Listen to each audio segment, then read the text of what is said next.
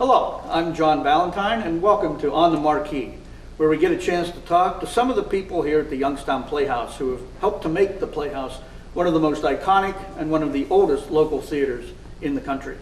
And before we get started, I wanted to take a chance to thank our sponsors for today, We One's Pediatrics and Dr. John Cox down in Canfield. And iconic certainly describes our guest this morning. We have with us Joe Scarvell, and he has directed one of the most of the most memorable shows here at the Playhouse. And most of you have worked with him. If you haven't worked with him, you certainly have heard about him, and I want to welcome Joe Scarvell. Hi, Jack. How are you? Good, thank you. Thanks for coming in this morning. You're quite welcome. Now, I've heard this story before, but I don't remember all of it. But how exactly did you come to the Playhouse? How did I come to the Playhouse? 1959, I was... This is crazy. I was sitting in my living room. It was Sunday afternoon, reading the Vindicator, and there was an ad there about tryouts on at the Market Street Playhouse. I said, I was in a play once. I was in a play in high school. I'm going to try out. I was at loose ends, nothing else to do with my life. I just started teaching at Farrell High School. I tried out. I got a part. Jim Cameron cast me in, I'm not going to try to remember the name, okay? Visit to a Small Planet. Okay. Yeah, so that's how it started. From there, the very next, that was in September of '58. The next play was here at this place, because while that show was going on, this place was being built. And so in January of '59, this place opened with its first production, and it was called Open House.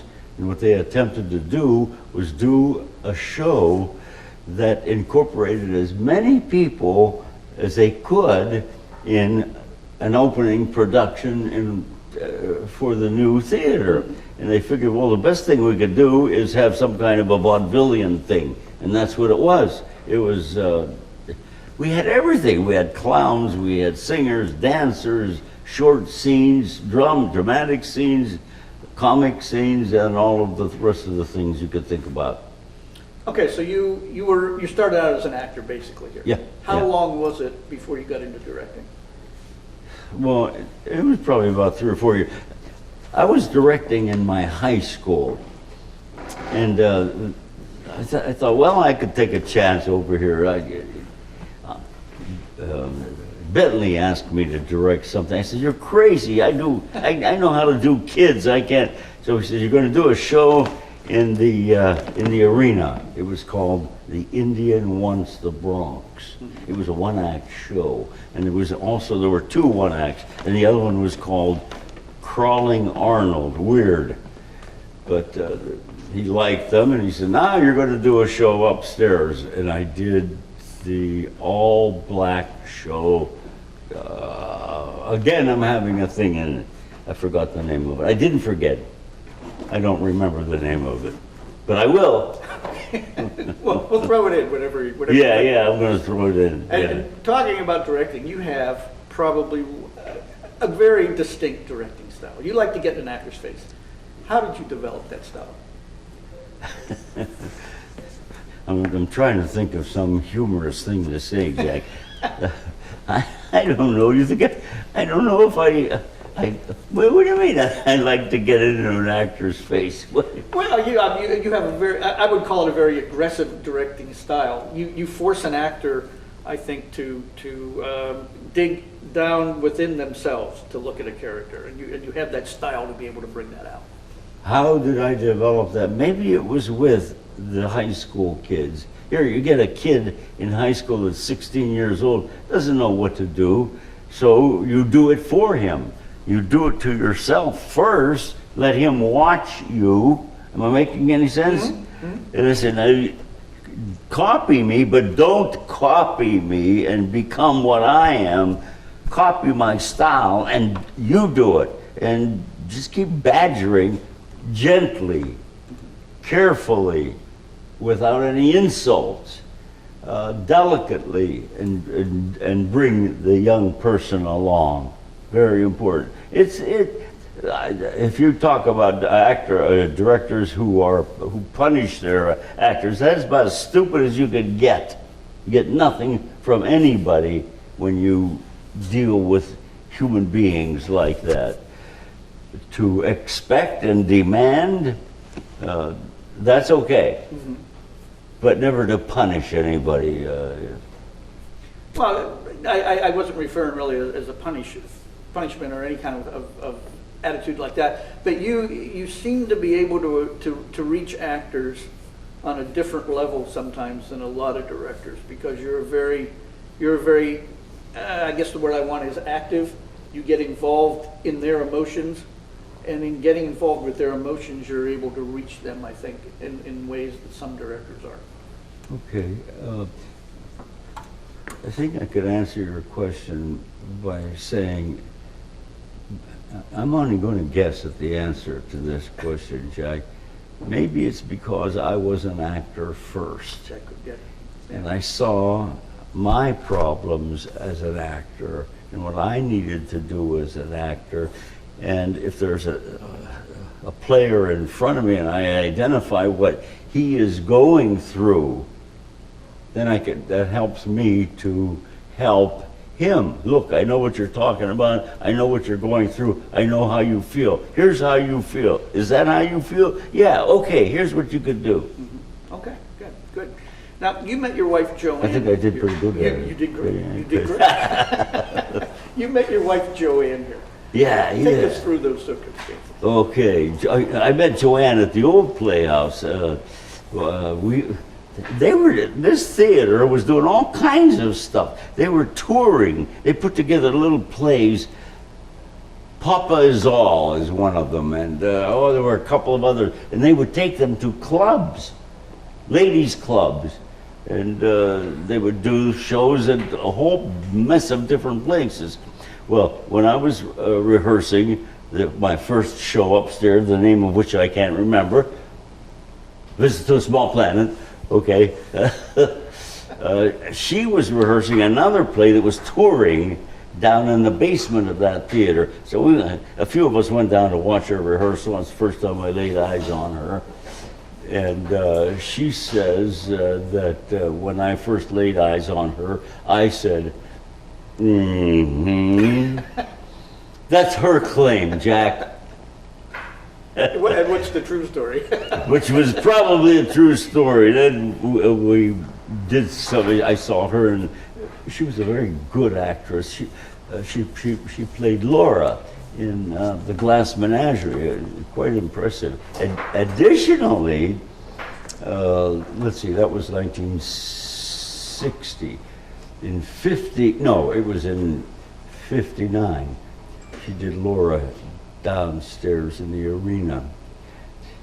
In 58, she worked at a theater in New Hampshire called the Peterborough Players. It was a professional company. Players would come out of New York during the summertime, and they would work there. 60, she didn't go up there, but in 61, Jim Cameron told her he had a part for her up there again, and he told me, there's one for you, Joe. Wow.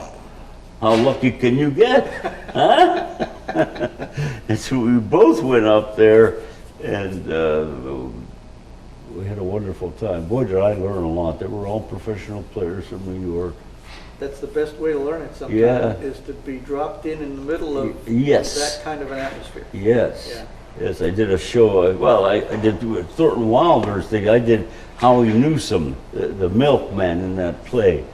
And that was great to watch these people and watch how they developed.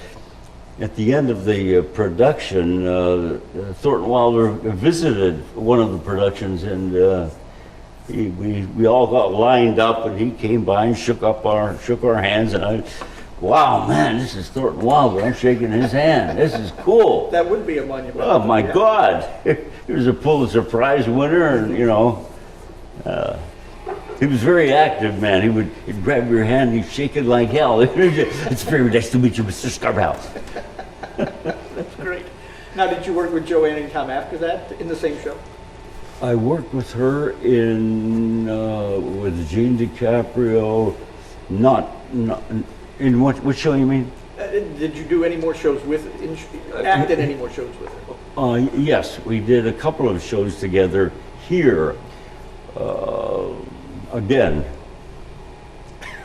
I'm having a, what do they call it, senior moment? Senior moment. Yeah. I have a lot of those. Yeah. But we worked together in several shows, maybe, I don't know, 4 or 5.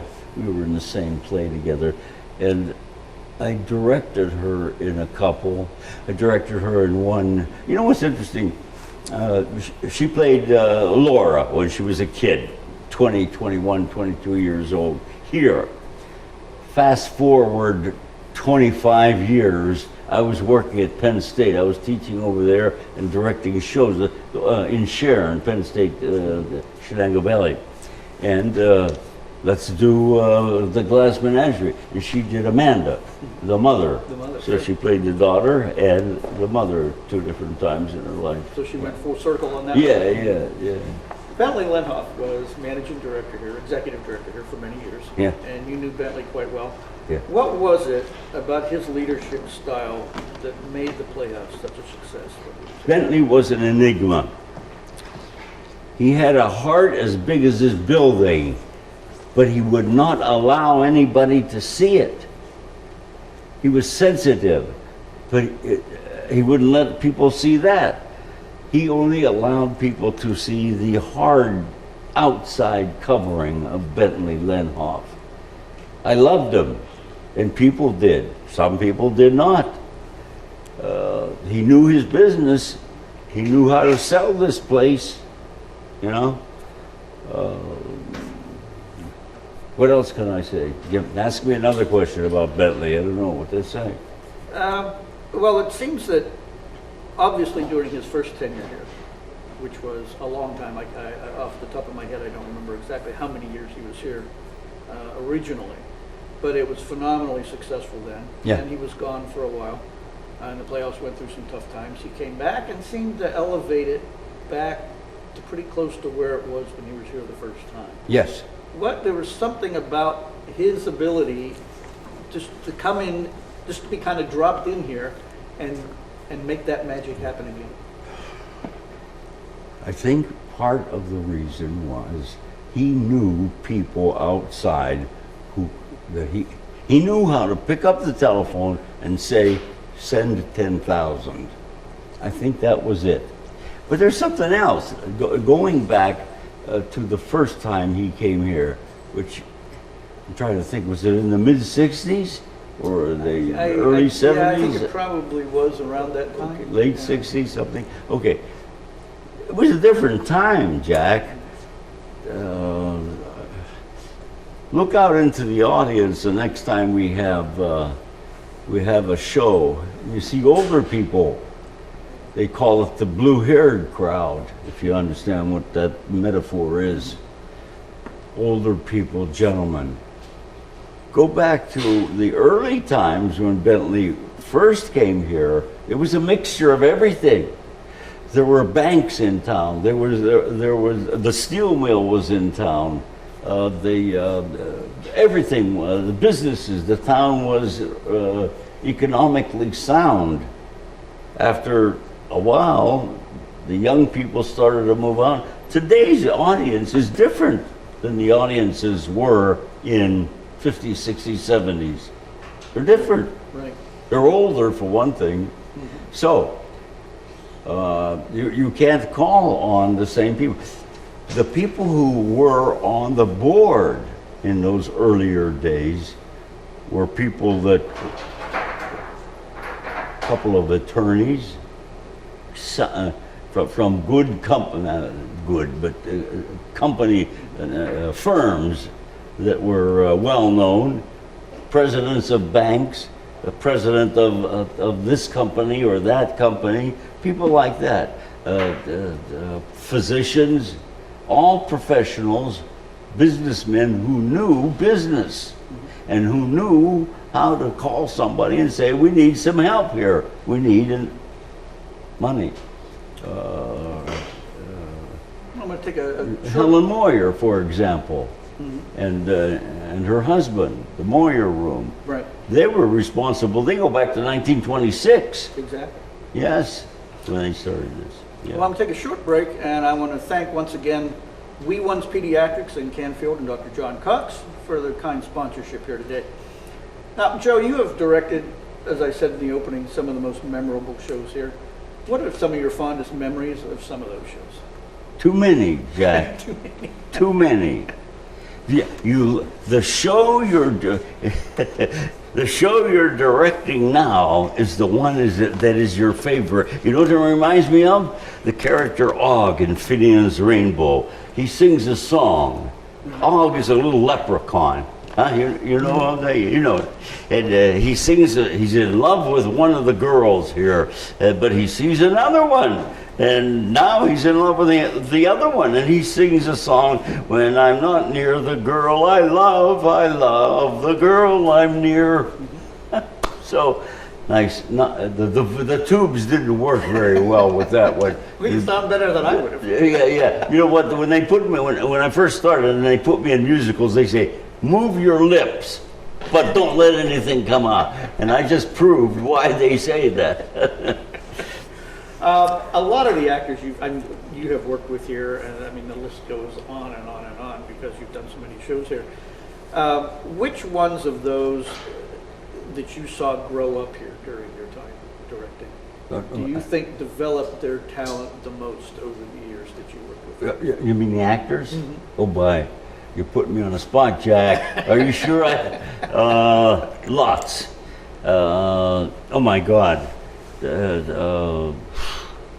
You sure you want me to answer this question? Well, as best you can. This is I would use people like, Chris Brown and Nick Leonelli, Lynn Nelson, and I mean the list goes on and on and on. Nick was good when he first walked in. Chris was also good when he first walked in. Chris Brown. I remember Chris was rehearsing a show. His name has changed. When he went to New York and started to do shows there, he couldn't use his name Chris Brown because there was somebody already. He had to use a name Loomis, Christopher Loomis. But I remember watching him rehearse something, and a friend of mine, Eddie Lane, I don't know if you know that name, who was very active here. He ended up in New York on a New York stage too. We were both watching Chris. And Eddie turned to me and says, I hope nobody fools around with that fella and tries to make him into an actor, because he is one already. He knew his stuff. But more recently, these young people that come along, I'm going to do it again with name a couple of the young boys that grew up here, and whoever you name, Geez, now you're putting me on the spot. Well, we're going to change places here. Yeah. Oh, geez, I can't think of. Well, David Bailey's another one. David Bailey, remember David Bailey? Yes. He did an awful lot of shows here. Yeah. In fact, he did the first show I did here, which was Night Watch, if you remember that one. Yes, I do. I'm trying to think. Oh, geez, again, as I said, you're putting me on. Okay, there's Debbie Switten. Debbie Switten. Yes. What's whom did you name? David Bailey. No, the girl that you. Lynn Nelson. Lynn, my God, she grew like wow. Oh, she did. She didn't know anything, and then she's a fine performer. Yeah, these guys that are around here now, they're great. John Cox. Help me, who's around here now? Well, there's John. There's Johnny. John Picano. Picano. Is in newer shows. And obviously Jimmy down the office from McClellan. But Jimmy was good before he came here. He's excellent. I don't think I directed Jimmy in one play, Our Town. We did it up he was good the first time he didn't need me or anybody else. Some people just, I hate to say born with it, but they're born with it. They're born with Yep. it. Not too long ago you told me that you would rather act now than direct. Oh boy, you better believe Why it. is that? Yeah, it's more fun to act. I would love to do two pieces, Jack. There's an old Jewish The Price. It's a Arthur Miller play. Old Jewish. His name is Solomon. Yeah, he's a retail antique dealer. He's in his 90s. And he wants to get out of business. Three people come, two brothers and the wife of one of the brothers, and they say, we have antiques that we must get rid of. Our parents are gone and they left a lot of stuff. We want you to buy. And he says, I don't want to buy any more antiques. I'm trying to get out of business and sell the inventory I have already. He actually says, it's time for me to go. He didn't mean go out of business. He meant to leave the planet. And he wasn't maudlin either. This is the way life is. You come, you stay, you go. It's time for me to go. Now here's what your people are going to do to me. And it was a funny moment. He says, do you realize I'm going to have to stay on this planet a few more years longer because I have to sell this stuff? It's a great part. Now that one moment was comic, but there was more to comedy in it. I'd like to do that. The other thing I'd like to do, I'm working on a one-man show, the Clarence Darrow show. Okay. He's a hero of mine. I love the guy. And I've been working on it for about 4 years. I have about 40 pages memorized. There's about 60. You know what, Jack? People tease me. They say, Joe, we don't like to put you in shows because you can't remember your lines. They're right. They're right. But then they say, how the hell are you going to remember all those 60 pages of dialogue? That is where they are wrong. Ask anybody who's done a one-person show. It's easier to learn a whole play by yourself than it is having to be sure that you give the other player the right cue, that you pick up on his cue, that he gives you the right cue, that you don't, and so forth and so forth. And furthermore, if you get lost in one of the moments or scenes in the play, you could jump to a scene that is more familiar with you. To you. Exactly. I'm telling you about my parents. My parents were free thinkers. They lived in a valley full of rock-ribbed religionists. Supposing I forget, those are lines from that play. Supposing I forget the next line, I'll just jump to the 2 pages hence that I do remember. I'm looking forward to that. Thank you. But I still have to go to the next 30 pages to learn that. You have seen the Playhouse go through many, many changes, ups and downs over the years, ins and outs. What is it going to take for the Playhouse to continue to be successful? You know, I think the enthusiasm that the people who are here now, and I won't mention any one name because the whole gang on that board, they are the enthusiasts. Continue to have people like that, and it will be successful. Unfortunately, Jack, we can't go back. I don't think so. Now, I'm not a businessman. I never understood the business of theater, and I'm not even interested in it. I like it up there on the stage. That's my part. But I don't think we could go back to the old days of the 40s, 50s, 60s, and have boards of directors that have a ton of money each. We have to have the people that we have on the board now. You name them for me, please.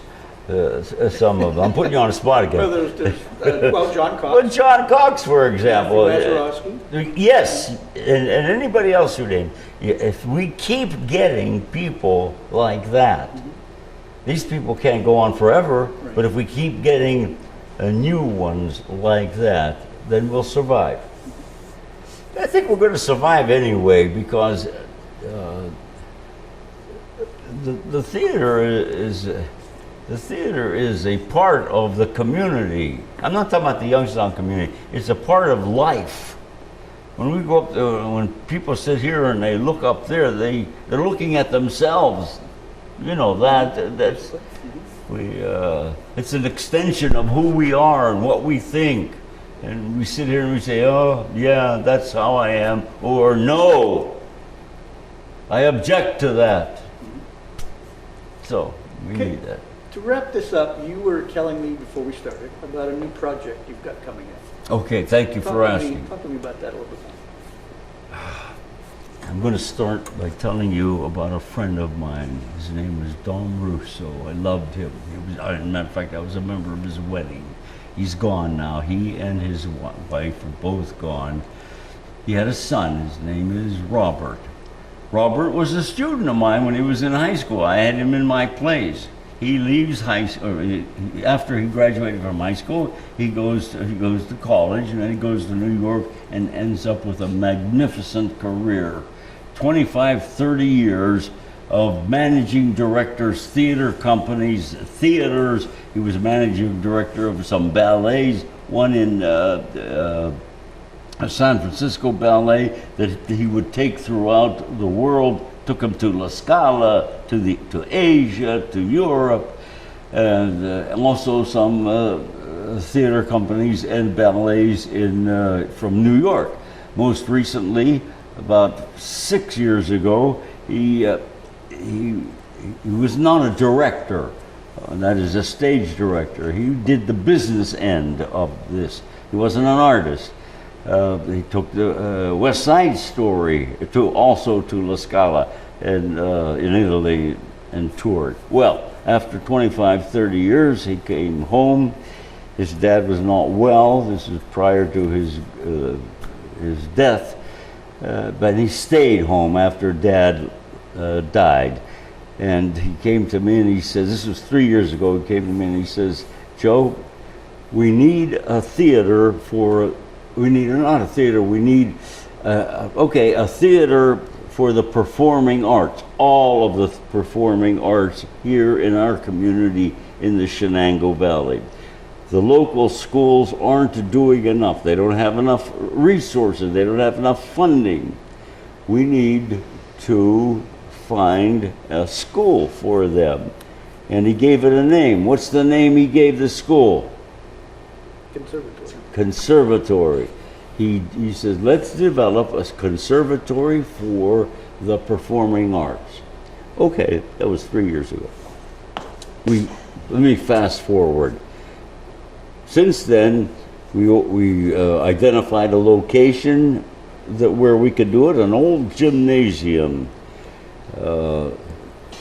Just a big empty space. It's great because you don't have a proscenium to deal with. You can put a proscenium in, take it out. We've gone to the superintendents in all this whole area, including Hubbard, Brookfield, the West Middlesex, all the way over to Mercer and all the ones in the Shenango Valley. We haven't touched much here in the Youngstown area because of distance, I think. We've gone to the superintendents, told them our story. We want to have a school, and we will, part of the first semester in the school, we will have classes, dramaturgy, voice, and all of the rest of it. Then the second half, we will produce a show. The first one we're going to do is West Side Story. Our staff, all professionals. The maestro who will conduct the orchestra was from Romania, I believe is from Romania, one of the Balkan countries. He's also a professor at Westminster College. The person who will be the voice, not the voice, but the music director, not the orchestra, the individual music, is on the staff at Westminster College. My wife will be she will teach dramaturgy. She has a PhD. She has taught at 2 colleges. He has a friend who is currently working at Juilliard. I don't have to tell you what Juilliard is, who is willing to take and teach one of our classes. I have a former student who was from Newcastle, who has 2 theaters, who's an actor and a director of 2 theaters in Florida, and he also works part-time in Actor Studio in New York. Actor Studio, the most reputable place where you're supposed to be able to get. These people are on our staff. We have a lawyer working for us pro bono, and we have some of my old students. I told you before we were on camera, I've been teaching and doing this for 62 years. Here I am teaching this for 62 years. Now you're going to say, oh, come on, Joe, you only look like you're 30. Why don't you say it now, Jack? Yeah, you look like you're 30. Oh, thank you, Jack. Actually, 25.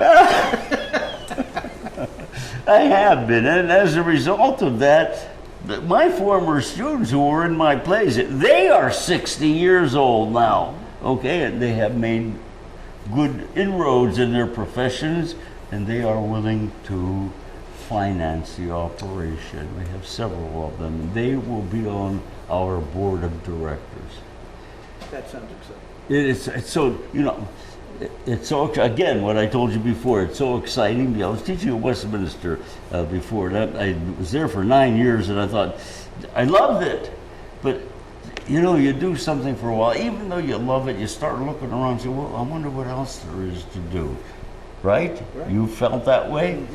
And I said, wouldn't it be nice if this fella comes along and says, let's do this? Yes. Right time at the right place. Yes. Yes. Well, Joe, Yeah. I wish you luck with that, and I thank you very much for stopping in today and talking to us. And thank you very much for being with us, and join us next time on the Marquee. Thank you.